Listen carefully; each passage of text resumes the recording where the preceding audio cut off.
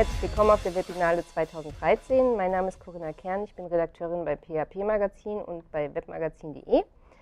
I'm going to switch to English now, since my interview partner today is Patrick Lauke, Accessibility Consultant at the Paciello Group. Hi, Patrick. Hello. Let's talk about getting touchy.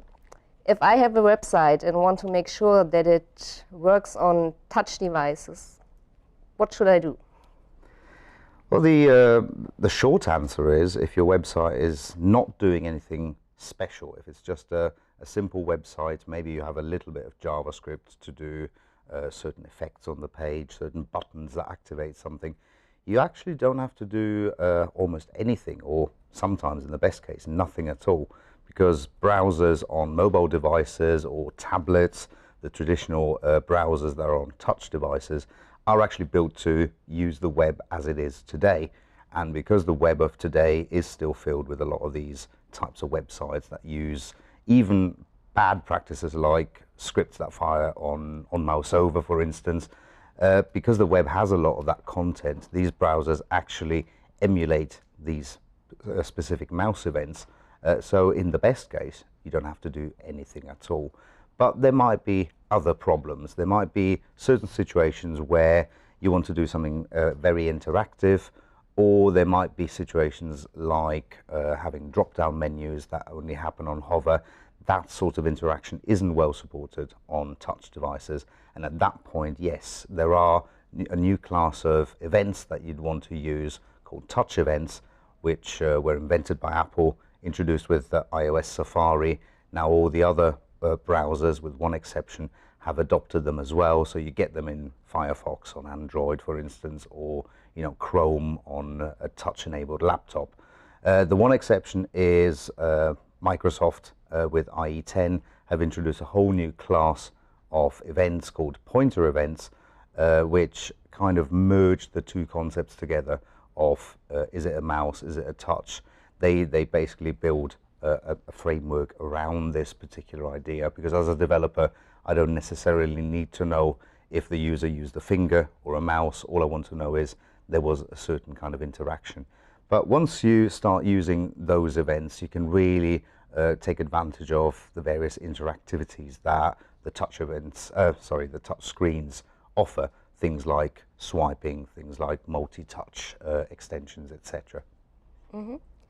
Could you give us a short practical example on how to use touch events, in what use case?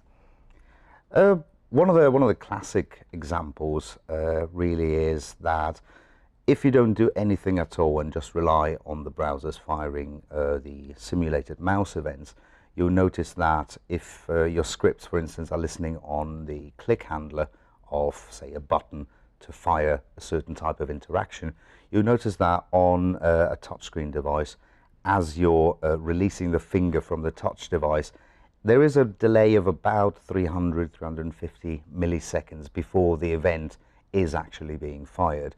Now that's because these touch devices, the finger itself, the finger touch, is actually overloaded. It doesn't just serve one purpose. It's not just there to say I want to activate something, but users use the finger as well, a simple tap to maybe start a double tap on a device, or there might be a second finger that comes on the screen to start a gesture or to do scrolling, etc.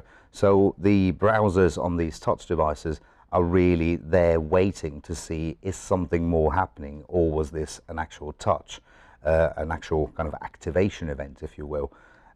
After that 300 millisecond delay, they're fairly sure that nothing else is going to happen, and they fire the click event. Now, on a regular website, 300 milliseconds are noticeable, but most users, I've never heard anybody complain about that kind of thing. But as we're trying to now start to build more kind of native application-like web applications that mimic some of the interactions that you get on native apps, that delay becomes quite noticeable, and it does feel very sluggish. You're pressing a button, and that 300 milliseconds really kind of makes you wonder, why is this application running so slow?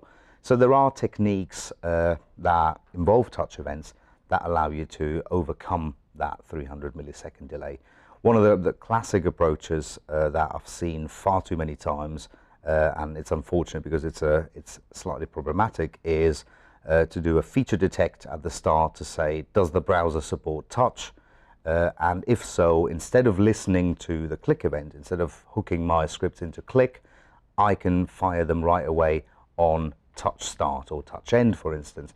Now that approach works in most cases, and it's kind of a tried and tested approach for the last few years. However, it makes an assumption that a browser that supports touch is on a device that is exclusively a touch device. That held true on when the landscape only included iPhones and Android phones and tablets. But there's now a whole new class of devices on the market. Windows 8 laptops are, there's hundreds of different models. Even on the lower end of the scale, the very cheap ones already come now with touch screens. I mean, that's one of the big features of Windows 8 is the whole interactivity. You can use a touch screen, you can use the keyboard, you can use the mouse or a trackpad. And really what we're seeing now is users actually switching between different input modes, even while they're filling out a form on a website, for instance, or just following through a single action during a single visit on a website. So making the assumption that if it's a touch device, users will only use touch, and therefore I will only listen to touch, is a problem, because by doing that you automatically cut out users that, yes, are on a device that's capable of touch, but are actually using a mouse or a trackpad or even a keyboard.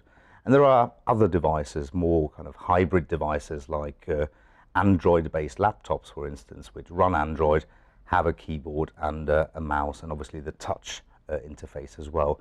So it's just about being careful, not making assumptions about it's either touch or the traditional events, but in an ideal case, doubling up events and listening to all types of inputs that the users might be sending to your application. Well, thank you, Patrick. I think you gave us quite some impression on how to get touchy with our websites, and we say goodbye from the Webinale 2013.